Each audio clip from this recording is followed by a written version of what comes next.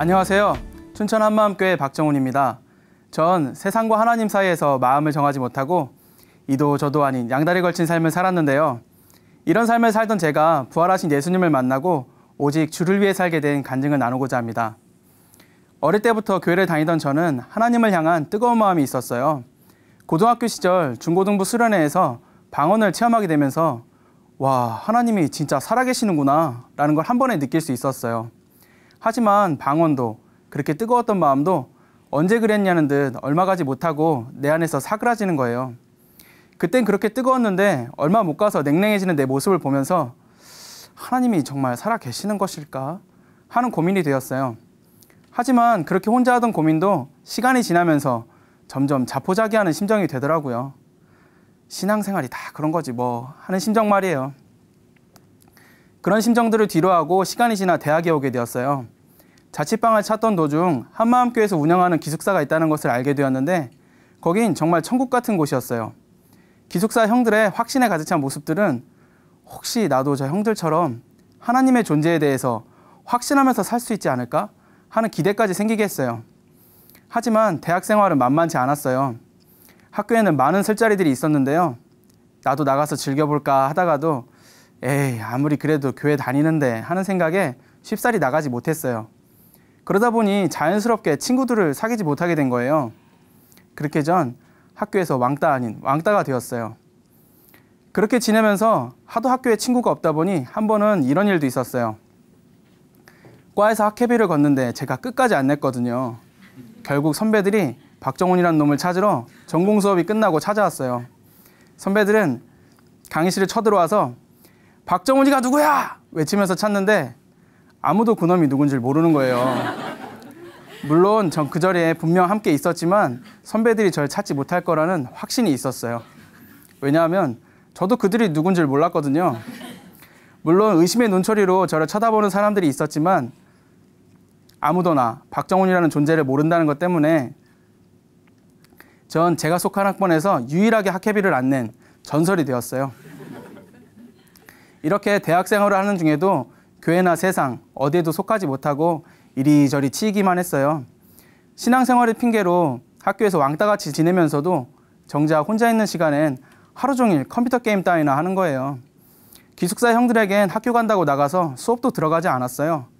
이런 생활이 반복되다 보니 학사 경고까지 받게 되더라고요. 이런 제 모습이 너무 한심하게 보였지만 나 스스로는 아무것도 해결할 수 없었습니다.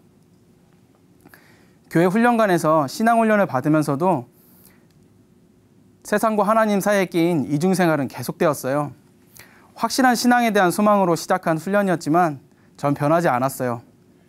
교회에서 훈련을 받다가도 종종 춘천을 벗어날 일이 있었는데요. 그럴 때면 잠시라도 훈련에서 벗어난다는 그 기쁨에 춘천을 벗어나는 고속도로 위에서 춘천 시내를 내려다보며 이렇게 외쳤어요. 춘천아, 잘 있어라! 나는 간다! 아무도 없는 곳에서 자유롭게 지낼 생각을 하니 그날 하루뿐임에도 그렇게 신이 나더라고요. 하지만 볼일을 다 마치고 다시 돌아오는 길에 춘천 전경이 보일 때쯤이면 못다한 아쉬움과 회한이 섞인 넋두리가 자연스럽게 흘러나왔어요. 춘천아, 내가 돌아왔다. 그렇게 시간은 계속 가는데 제 상태는 나아질 기미가 보이지 않았어요. 하지만 이와 반대로 교회 공동체는 계속해서 승승장구해 나가는 것 같았습니다. 매주 드려지는 주일 예배는 기쁨과 감사, 감격과 눈물이 넘치고 있었어요. 우리 교회는 들은 말씀을 간증으로 기록하는데요. 전 그 간증 쓰기가 너무 힘들었어요. 다른 사람들은 엎드리고 기도하면서 잘만 쓰는데요. 전 부담스러운 거예요.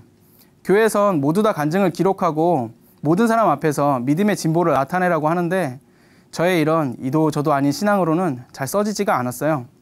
그래서 숙제하듯이 간증을 써냈어요.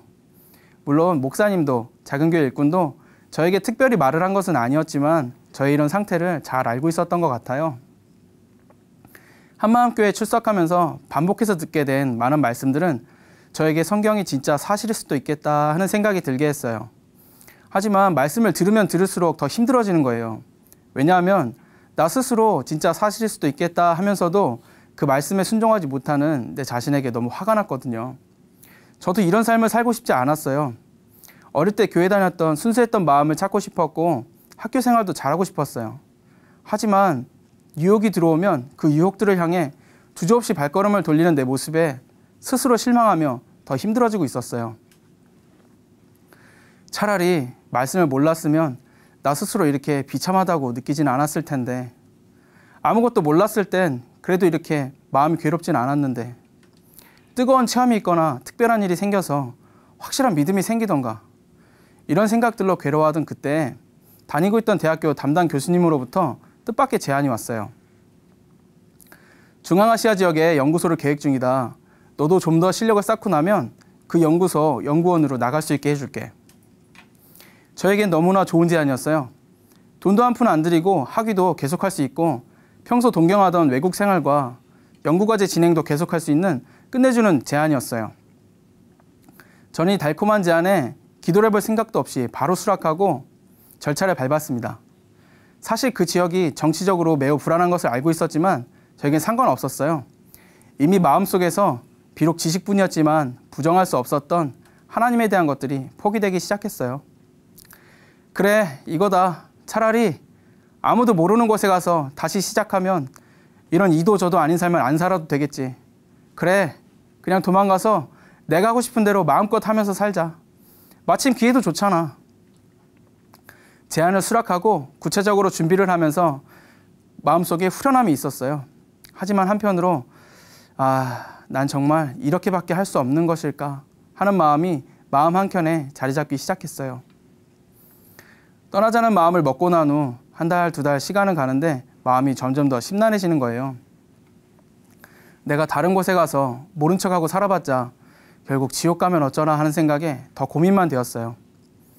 결국에는 마지막 희망을 하나님께 한번 걸어보기로 했습니다. 내 마음의 고민과 혼란스러운 신경을 담은 편지 한 통을 목사님께 보내게 되었습니다. 하나님, 어디 계십니까? 만나보고 싶습니다. 하나님, 저 살고 싶어요. 하나님, 저 이제까지 하나도 믿은 것이 아니었어요. 많이 듣고 알고 있었지만 하나도 믿은 것이 아니었어요. 어떻게 해야 합니까? 무엇을 해야 합니까?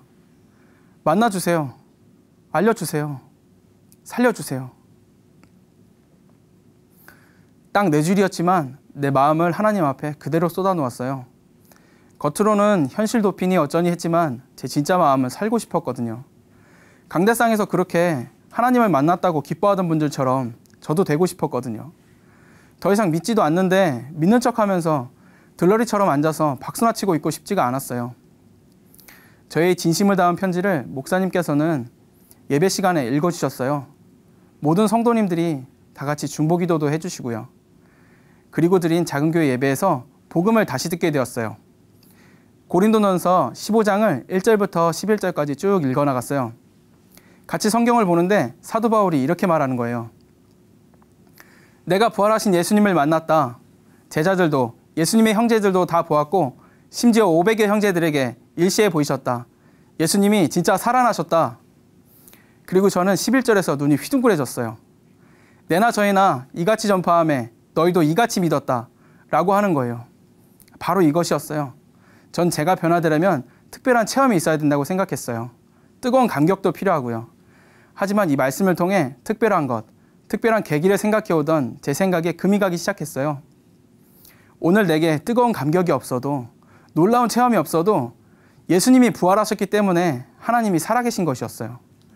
하나님의 살아계심은 오직 예수님의 부활로만 확증할 수 있는 것이었어요. 오래되었지만 아무 힘도 없는 신앙, 세상을 사랑하고 교회선 위장한 신앙, 화석처럼 딱딱하게 굳어져 버린 많은 아는 말씀들까지 내 안에 큰 문제라고 생각했던 이것들이 부활하신 예수님 앞에 서니 아무런 문제가 되지 않았어요.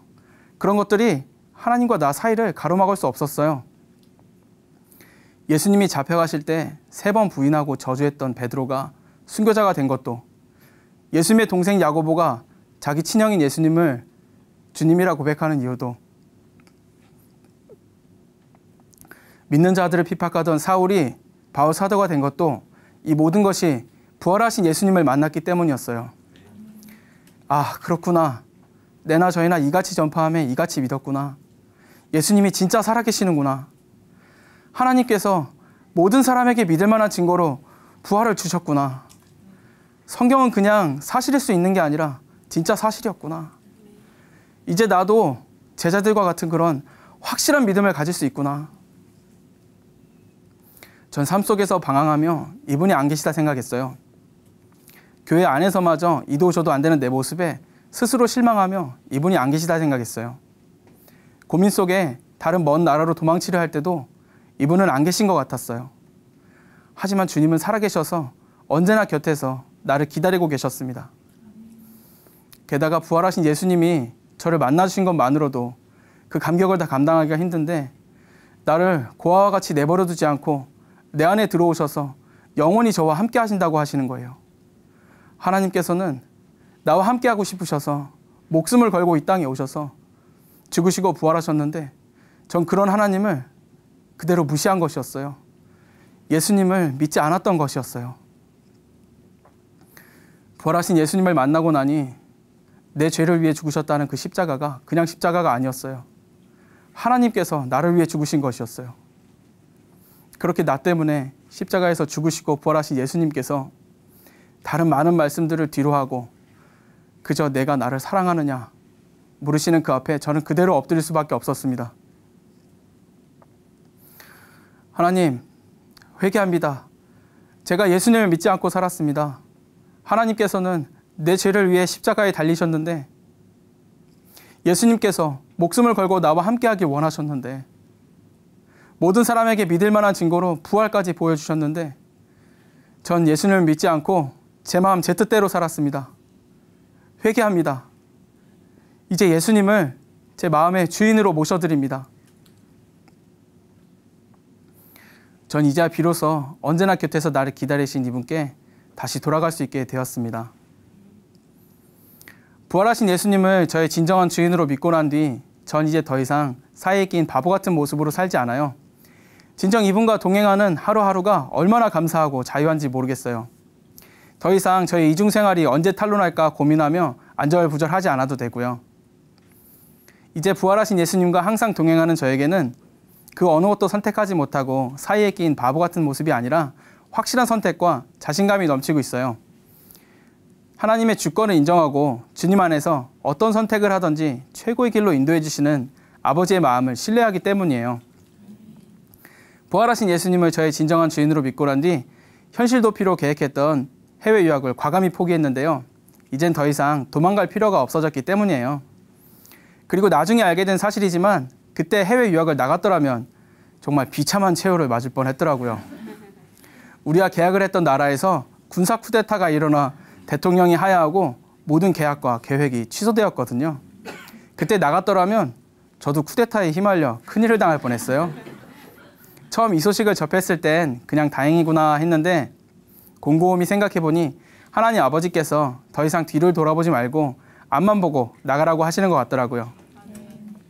전 이제 더 이상 뒤를 돌아보지 않고 부활하신 예수님을 주인으로 모시고 기쁨으로 주를 위해 최선을 다하는 삶을 살고 있습니다. 그 가운데 하나님께서 교회 기숙사 리더를 맡겨주셨는데요.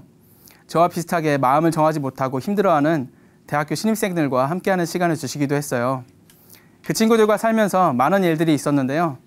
한 번은 이런 일도 있었어요. 평소 컴퓨터 게임을 너무 좋아했던 이 친구는 말씀을 듣고 마음이 뜨거웠다가도 금방 다시 컴퓨터 게임에 빠져 힘들어지곤 했어요. 그날도 수업에 안 가고 어느 한 PC방에 있다는 첩보로 입수해서 그 PC방에 들어가서 찾아보았는데 구석 후미진 자리에 그 친구가 앉아있는 것을 발견했어요. 공허한 눈으로 화면을 바라보다 깔깔거리며 웃다를 반복하는 그 친구를 멀리서 바라보니 옛날에 제 생각이 너무 많이 났어요. 그 친구의 마음이 누구보다 잘 이해가 되는 거예요. 하고 싶어도 할 수 없는 이쪽도 저쪽도 아닌 그 마음을요. 결국 이 친구도 예수님을 주인으로 영접하고 기쁨과 승리의 삶을 살게 되었어요. 지금은 군대에 가 있는데요. 간간히 들려오는 승리의 소식은 복음이면 다 된다, 누구나 된다는 복음의 능력에 더 큰 확신을 가지게 합니다. 지금은 인도하심 가운데 하나님께 마음을 딱 정하고 직장을 다니면서 귀한 시간을 보내고 있어요. 처음에 술자리를 나가볼까 하다가도 싫어서 피하기만 했잖아요. 결국 왕따가 되기도 했고요. 하지만 이젠 회사 동료들과 함께하는 회식 자리를 피하려고 핑계를 대거나 도망가지 않아요. 물론 그렇다고 술을 마시는 건 아니고요. 회식 자리 뒷정리도 하고 대리운전도 해주는 것이 천하보다 귀한 한 영혼을 위해 하는 것이라 생각하니 얼마나 감사한지 몰라요. 하나님 핑계를 대고 세상 일은 도망만 다니던 제가 주님을 위해 또 한 영혼을 위해 이렇게 살 수 있다고 생각하니 더 감격이 됩니다. 이렇게 마음을 정하고 가는 모습을 보고 직장 선배님 한 분도 같이 교회에 와서 예배를 드리기도 했어요. 저는 부활하신 예수님을 주인으로 믿은 것밖에 없는데 이렇게 귀한 만남과 또 함께 신앙생활을 할 수 있는 기회를 주신 것이 얼마나 감사한지 모르겠어요. 물론 직장 생활이 만만하진 않아요.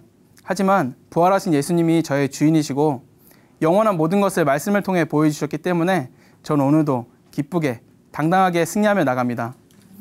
이 땅에서의 잠깐의 삶으로 영원한 모든 것이 결정되는데 어영부영 사는 것은 참 어리석은 일이더라고요. 지금 전 교회에서 음향 엔지니어로 섬기고 있는데요. 강대상에서 일어나는 모든 일과 말씀에 초집중해야 하는 자리예요. 매 예배마다 놀랍게 역사하시는 성령님과 목사님 목소리 컨디션에 집중하며 모든 성도님들이 다 잘 들을 수 있도록 항상 신경을 써야 하기 때문이에요. 부활하신 예수님을 주인으로 믿고 나니 어영부영 자리에만 앉아있던 저에게 이렇게 교회 공동체를 섬길 수 있는 기회를 주신 것에 감사하며 더 낮은 마음으로 최선을 다하고 있습니다. 아멘. 그 어느 것에도 올인하지 못하고 하나님과 세상 사이에서 갈팡질팡하던 저는 이제 없습니다. 이제 저는 오직 주어진 삶의 자리에서 최선을 다하고 부활의 복음으로 영혼을 살리며 영원한 상을 향해 오늘도 온 힘을 다해 달려나갑니다. 제 모든 것의 주인이신 예수님께 감사와 영광을 돌립니다. 감사합니다.